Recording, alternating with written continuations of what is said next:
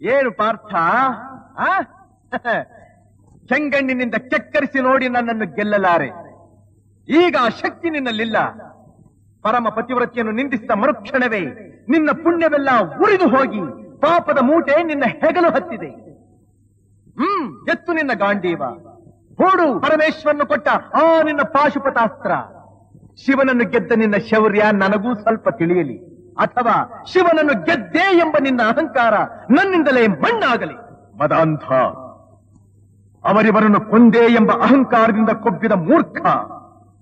ಸುರಲೋಕಕ್ಕೆ ಸೋಪಾನ ಕಟ್ಟಿ ಮತ್ಸ್ಯಯಂತ್ರವನ್ನು ಭೇದಿಸಿ ರಣಾಂಗಣದಲ್ಲಿ ವೀರ ವಿಹಾರ ಮಾಡಿದ ಅರ್ಜುನನ ಭುಜಬಲದ ಪರಾಕ್ರಮ ನಿನಗೇನು ತಿಳಿದಿದೆಯೋ?